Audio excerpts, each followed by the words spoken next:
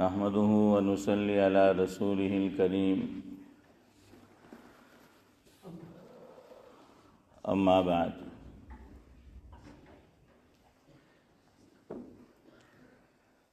فاعوذ بالله من الشیطان الرجیم بسم اللہ الرحمن الرحیم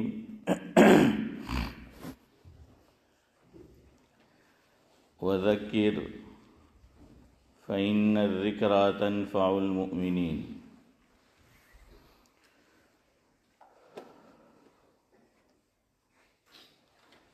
بزرگان محترم،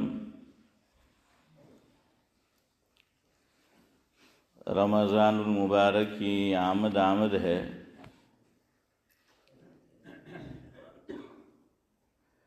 اسی تعلق سے کچھ باتیں عرض کرنی ہے،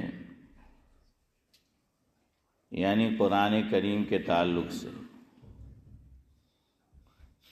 رمضان المبارک میں فضیلت آئی ہی قرآن کریم کی وجہ سے ہے۔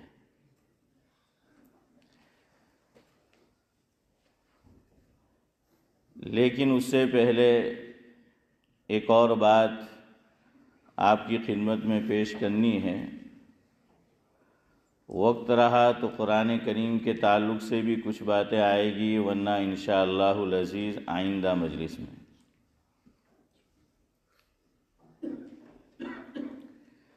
سرزمین پاکستان میں ہمارے ایک بزرگ ہے جن کا نام ہے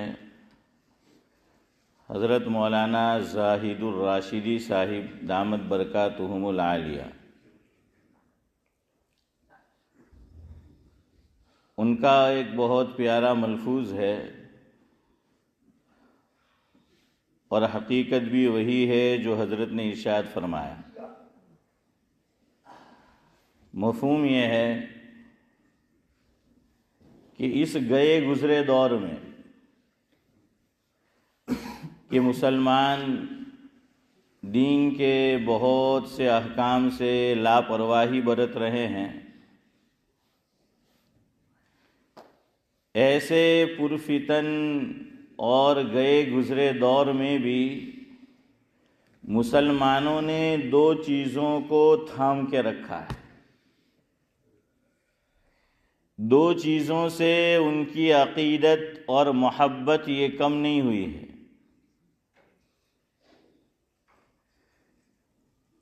ایک چیز حضرت نے یہ بیان فرمائی کہ وہ ہے حضرت نبی کریم صلی اللہ علیہ وسلم سے محبت۔ وہ آج بھی مسلمانوں کے دلوں سے کم نہیں ہوئی ہے، کیسا ہی مسلمان ہو، لیکن حضور اکرم صلی اللہ علیہ وسلم کی محبت سے اس کا سینہ بھرا ہوا ہے۔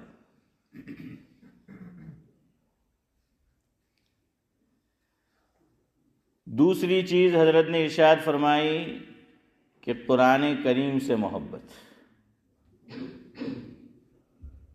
ایک ہے صاحب قرآن حضرت نبی کریم صلی اللہ علیہ وسلم سے محبت، اور دوسری قرآن کریم سے محبت۔ یہ مسلمانوں کے دلوں سے کم نہیں ہوئی ہے۔ ہمیں یوں لگتا ہے بظاہر کہ ویسی محبت نہیں ہے، لیکن جب وقت آتا ہے اس وقت اس کا اظہار ہوتا ہے، اور ہم سمجھے یا نہ سمجھے، لیکن جو اعدائے اسلام ہیں وہ اس بات کو بخوبی سمجھتے ہیں کہ یہ دو محبتیں مسلمان دنیا میں جہاں کہیں آباد ہو، جہاں کہیں رہتا ہو، یہ دو محبتیں اپنے دلوں میں بسائے ہوئے ہیں، پالے ہوئے ہیں۔ یہ لوگ اس کو سمجھے ہوئے ہیں۔ کیسے؟ ہر تھوڑے عرصے کے بعد آپ دیکھیں گے قرآن کریم کو نظر آتش کیا جاتا ہے۔ کیا کیا جاتا ہے؟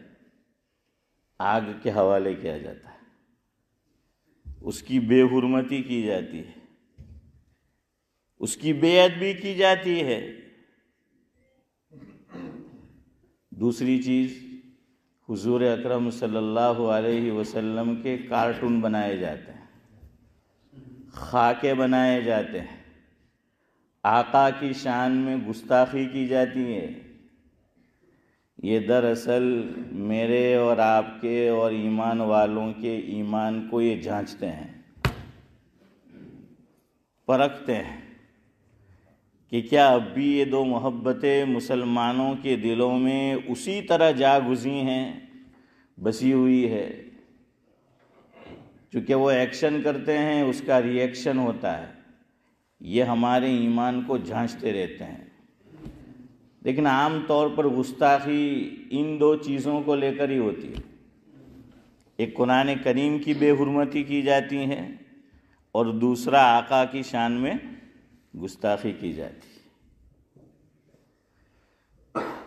شاعر مشرق علامہ اقبال علیہ الرحمہ کے دو کلام آپ کے سامنے پیش کرنے ہیں، منظوم۔ اقبال نے یہی بات کہی ہے، یعنی یہ دونوں باتیں کہی ہے اقبال نے، ایک کہ اس گئے گزرے دور میں بھی حضور اکرم صلی اللہ علیہ وسلم کی محبت، آپ سے عشق، آپ سے لگاؤ، آپ سے تعلق ہر مسلمان کے دل میں رچا بسا ہے۔ دوسرا، ایمان سے اگر دور کرنا ہے، گمراہی میں مبتلا کرنا ہے تو کیا کرنا ہوگا؟ شاعر مشرق علامہ اقبال علیہ الرحمہ کا ایک کلام ہے، اس کا کچھ حصہ آپ کے سامنے پیش کروں گا۔ اس کا عنوان اور ہیڈنگ یہ ہے کہ ابلیس کا فرمان، میں نے آگے کچھ اس میں ترمیم کر دی ہے، اپنے چیلوں کے نام۔ یہ عنوان ہے، یہ ہیڈنگ ہے، شاعر مشرق علامہ اقبال علیہ الرحمہ نے قائم کیا، یا بہرحال جس نے بھی عنوان لگایا ہوگا۔ مسلمان کی محبت حضرت نبی کریم صلی اللہ علیہ وسلم سے، آخری مصرع اس میں اقبال نے یہ بات کہی ہے، میں اس کا کچھ حصہ آپ کی خدمت میں رکھتا ہوں۔ لکھا ہے انہوں نے،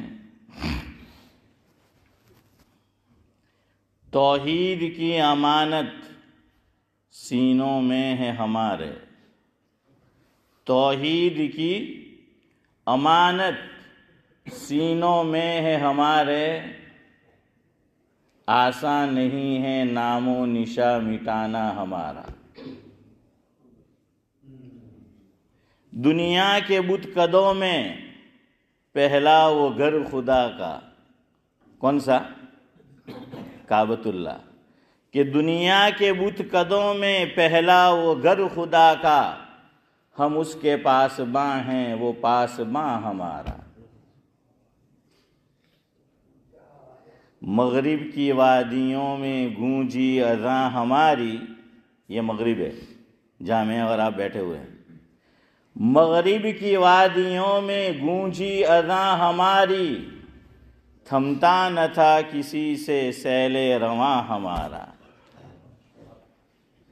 باطل سے دبنے والے اے آسماں نہیں ہم، باطل سے دبنے والے اے آسماں نہیں ہم، 100 بار کر چکا ہے تو امتحان ہمارا۔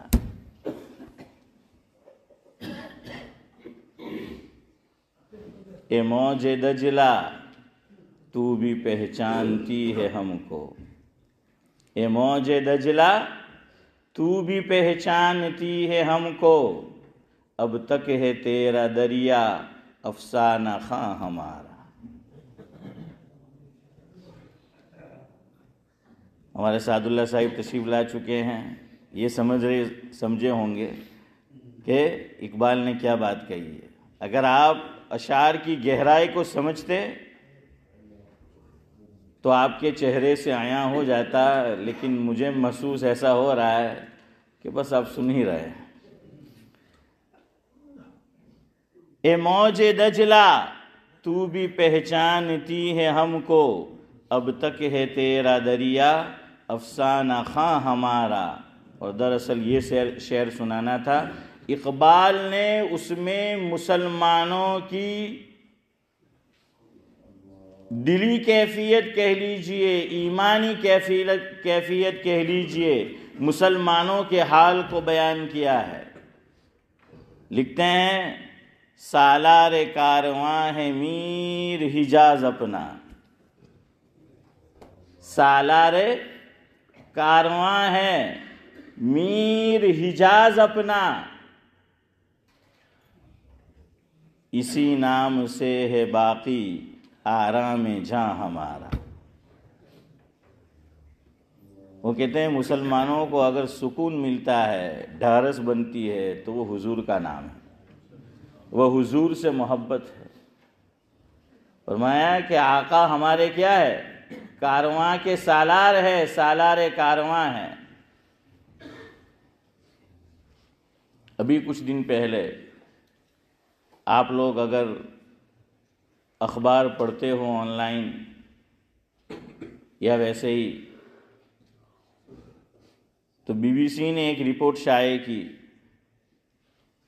بی بی سی اردو نے بھی، بی بی سی ہندی نے بھی، انگلش مجھے نہیں معلوم۔ بی بی سی اردو اور بی بی سی ہندی پر میں نے خود پڑھا، اس میں انہوں نے لکھا کہ یورپ میں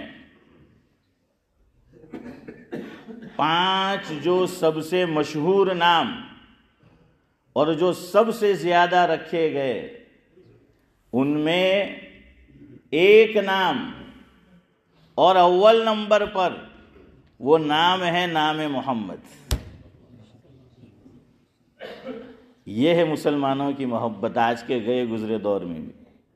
آپ ایمان والے کا گھر اٹھا کر دیکھ لیجئے، ہر تیسرے گھر میں آپ کو نام محمد نظر آئے گا۔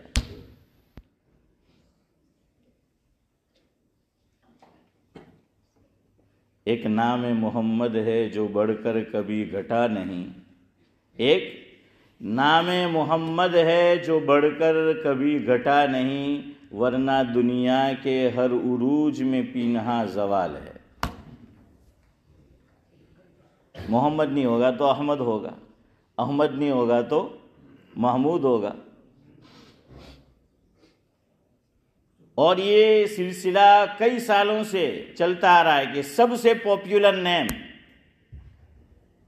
تو پہلے 5 نام، ان میں پہلا نام یا کبھی دوسرا، تو پہلے 5 ناموں میں ایک نام ہے نام محمد۔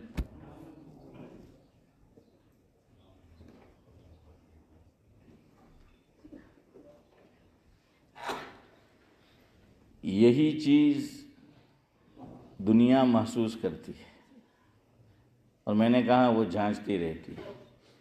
اقبال نے اسی کو کہا تھا کہ یہ چیز مسلمانوں کے اندر ہے، اور صرف مالداروں میں نہیں، مڈل کلاس میں نہیں، اقبال کی بات کر رہا ہوں۔ وہ کہتے ہیں غریب سے غریب کے دلوں میں بھی آقا کی محبت پیوستہ ہے، اقبال نے کہا ہے۔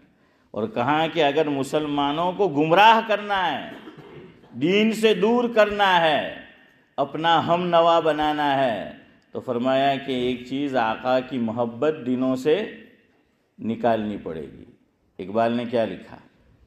یہ دوسرا کلام ہے کہ ابلیس کا فرمان اپنے، میں نے کہا ترمیم کے ساتھ چیلوں کے نام، اس میں اقبال کہتے ہیں وہ فاقہ کش کہ موت سے ڈرتا نہیں ذرا، وہ فاقہ کش کہ موت سے ڈرتا نہیں ذرا، روح محمد اس کے بدن سے نکال دو۔ دنیا یہی کوشش کر رہی ہے کہ روح محمد ان الذین آمنوا کے بدن سے نکال دی جائے یا کم کر دی جائے۔ کم ہوگی تو دھیرے دھیرے مٹ جائے گی، ختم ہو جائے گی۔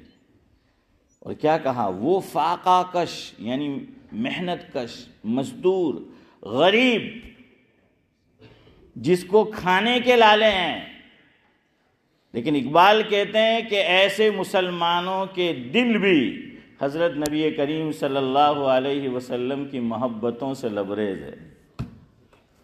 وہ فاقہ کش کے موت سے ڈرتا نہیں ذرا، روح محمد اس کے بدن سے نکال دو۔ اگلی جو بات کہی ہے، کچھ کامیابی انہیں ملتی ہوئی نظر آ رہی ہے۔ آپ بھی میری اس بات کی شاید تصدیق کریں گے۔ اللہ کرے کہ اللہ انہیں بھی اور ہم سب کو ہدایت دے۔ آگے لکھا ہے اقبال نے، فکر عرب کو دے کر فرنگی تخیلات،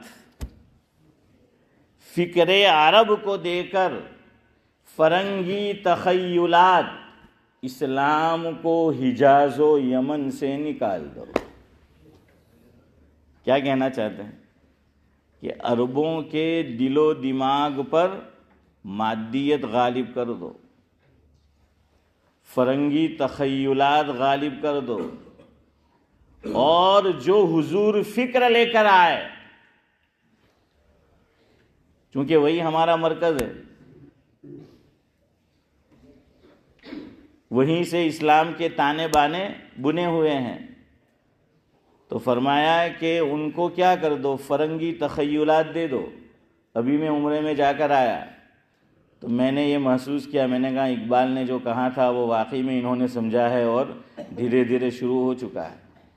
آپ میں سے بھی جو لوگ ابھی تازہ جا کر آئے ہوں گے انہوں نے دیکھا ہوگا، 2010 میں گیا تھا، اس سے پہلے حج میں، اس وقت کا نظارہ اور آج کا نظارہ زمین و آسمان کا فرق نمایاں طور پر نظر آتا ہے۔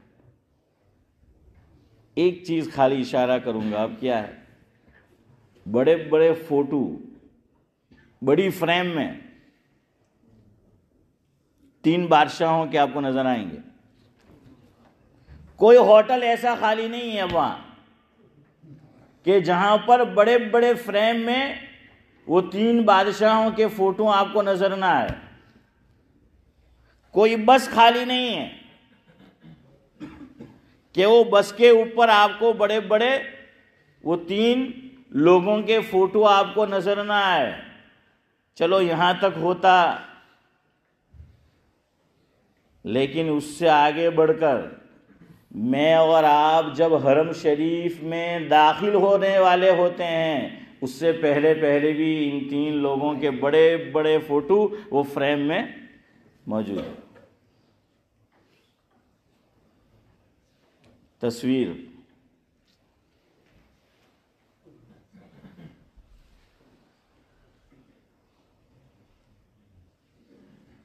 شاعر کہتا ہے کہ اسلام میں بت پرستی تھی ہی نہیں، اسلام میں بت پرستی تھی ہی نہیں، اس لیے جانا ہم نے تصویر کھنچوائی ہی نہیں۔ حضرت مفتی سید احمد صاحب پالنپوری نور اللہ مرقدہ، حضرت کی ترمذی شریف کی جو تقریر چھپی ہے تحفۃ العلمائی کے نام سے، اس میں بھی یہ بات موجود ہے جو میں ابھی آپ کے سامنے ذکر کرنے جا رہا ہوں۔ اور ہماری اس مسجد کے اندر بھی میں نے خود حضرت کی زبان سے سنا، آپ میں سے بھی شاید کچھ لوگوں نے سنا ہوگا جو اس بیان میں موجود ہوں گے۔ حضرت فرماتے ہیں کہ اب مورتیاں بنانے کی کیا ضرورت ہے بت پرستی کے لیے، اب دور بدل چکا ہے، اب ڈیجیٹل دور ہے۔ اب آپ دیکھ لیجئے پرانے دور میں ہمارے یہاں جو برادران وطن ہیں وہ اپنی دکانوں کے اندر کیا لگاتے تھے، مورت ہے نا، چھوٹی بڑی درمیانی مورتیاں وہ لگاتے تھے۔ اب بھی آپ کو کہیں کہیں نظر آئے گی، لیکن اب زیادہ تر کیا ہے، اس کی جگہ کس نے لے لی ہے؟ ارے بولو یار، تصویر نے لے لی ہے، فوٹو نے جو ہیں وہ لے لی ہے۔ ندوۃ العلماء لکھنؤ، حضرت فرماتے ہیں مفہوم ہے، اس کا 85 سالہ جشن منایا جا رہا تھا، 85 سالہ، جیسے دارالعلوم دیوبند کا 100 سالہ اجلاس ہوا تھا، اسی طرح ندوۃ العلماء لکھنؤ والوں نے 85 سالہ 85 سالہ یہ جشن یہ منایا تھا۔ تو اس میں عرب دنیا سے بھی بڑے بڑے شیوخ کو مدعو کیا گیا تھا، بلایا گیا تھا، اس میں کچھ بڑے بڑے چوٹی کے علماء بھی تشریف لائے تھے۔ عرب علماء آج بھی کہتے ہیں کہ یہ جو تصویر ہے وہ اس وعید میں داخل نہیں ہے جو بخاری شریف میں اللہ کے نبی صلی اللہ علیہ وسلم نے فرمایا، جس کا مفہوم یہ ہے کہ جس نے تصویر بنائی سب سے زیادہ سخت عذاب کل قیامت کے دن انہی کو ہوگا۔ اللہ کیا فرمائیں گے؟ علماء نے حدیث کی شرح میں لکھا کہ کہا جائے گا کہ اس فوٹو میں، اس تصویر میں روح ڈال،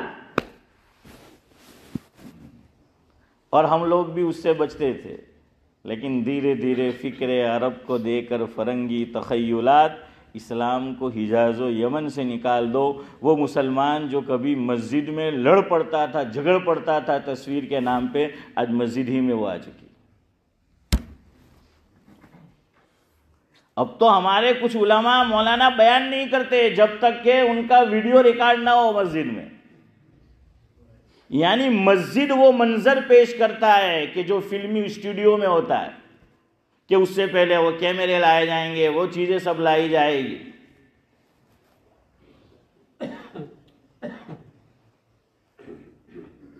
اقبال نے اس نبض کو پکڑا ہے کہ فکر عرب کو دے کر فرنگی تخیلات اسلام کو حجاز و یمن سے نکال دو۔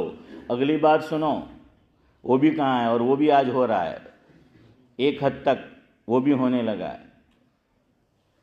یہاں بھی ایک لفظ کی میں ترمیم کروں گا اس شعر میں۔ آگے وہ کہتے ہیں، مسلمانوں کی غیرتیں دین کا ہے یہ علاج، مسلمانوں کی غیرتیں دین کا ہے یہ علاج، ملا کو کوہو دمن سے نکال دو۔ ملا کو اس کے کوہو دمن سے نکال دو۔ کیا کہا؟ فرمایا کہ یہ جو مسلمانوں میں دینی غیرت موجود ہے، دین سے محبت موجود ہے، دین سے لگاؤ موجود ہے، دین سے تعلق موجود ہے، دین پہ مر مٹنے کا جذبہ موجود ہے، فرمایا یہ سب علماء کی وجہ سے۔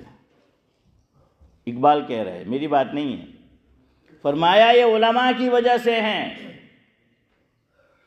دینداروں کی وجہ سے ہیں۔ چلو آگے چل کر ہم ذرا یہ جملہ بھی لے لیں کہ دینداروں کی وجہ سے ہیں، تو فرمایا علماء سے کاٹ دو عوام کو، دینداروں سے عوام کو کاٹ دو۔ اور کٹتے کیسے ہیں کہ علماء کی برائیاں شروع، تو کیا مولوی تو بدو جم کے حرام کیا کرے ہم کے اپنا ہم رہنے بے وستو۔ تصویر پہلے ہم لوگ اس سے بچتے تھے، میں نے کہا نا کہ ہم لڑ جھگڑ لیتے تھے اس پہ کہ نہیں مسجد میں فوٹو نہیں ہوگا، مسجد میں ویڈیو نہیں ہوگا، مسجد میں تصویر نہیں ہوگی، لیکن دھیرے دھیرے اگر یہ مرض علماء میں آ گیا، عوام میں بہت جلد سرایت کر جائے گا۔ یہ ناسور ہے، یہ کینسر ہے۔ اب دو باتیں آپ سنیں گے تو کیا بنا مولوی ایم کے آتی 20 ورس 30 ورس پہلا ایم کے تصویر فوٹو ویڈیو نہ کہتا ہوتا نہ جائز نے حرام ان کے لوگت بناوے۔ ایک تو یہ سنیں گے آپ، دوسرا یہ سنیں گے کہ یہ ہر چیز کو حرام کہتے ہیں۔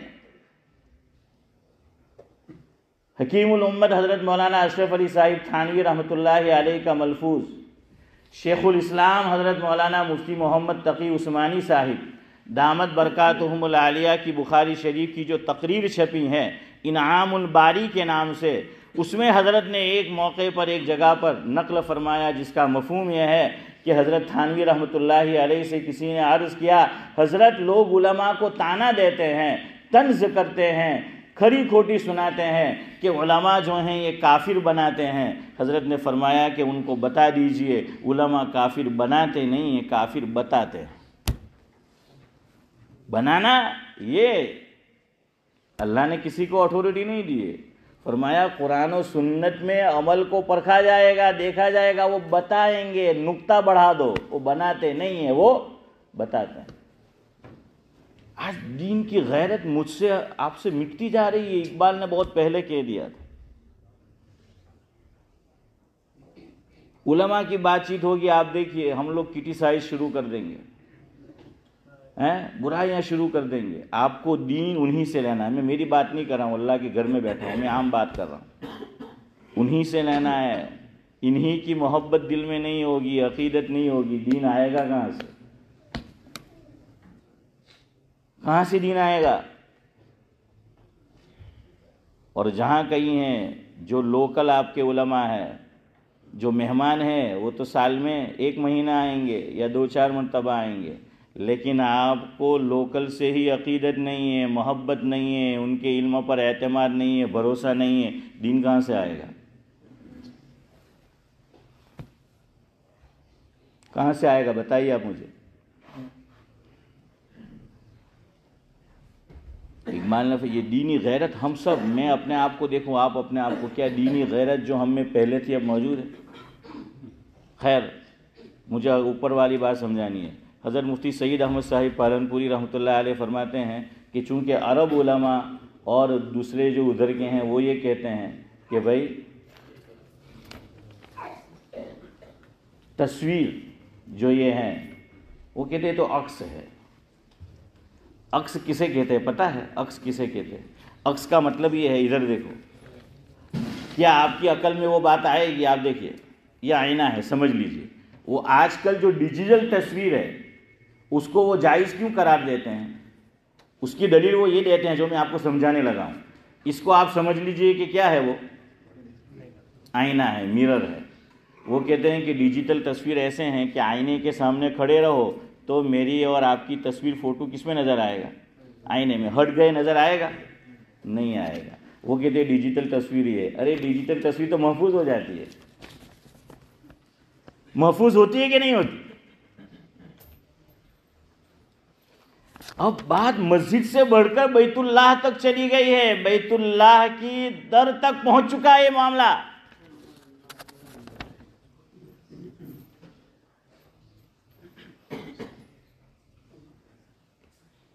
خیر، وقت ہو چکا ہے۔ اللہ تبارک و تعالی اس گئے گزرے دور میں بھی جو باتیں ہم میں اب تک موجود ہے، اللہ آگے بھی قائم رکھے کہ عشق محمد اور عشق قرآن، شاعر مشرق کی بات پہ ہی ختم کرتا ہوں، اگر یہ موجود رہا تو اقبال نے شکوہ اور جواب شکوہ پڑھنے لائق ہے۔ آخری جو مصرع وہ لکھا ہے جہاں بات ختم کی ہے، میں اپنی گفتگو وہی ختم کرتا ہوں اور بات ابھی ادھوری رہی ہے ندوۃ العلماء والی، یار زندہ صحبت باقی۔ اقبال لکھتے ہیں کہ محمد سے وفا تو نے تو ہم تیرے ہیں، یہ جہاں چیز ہے کیا لوح و قلم تیرے۔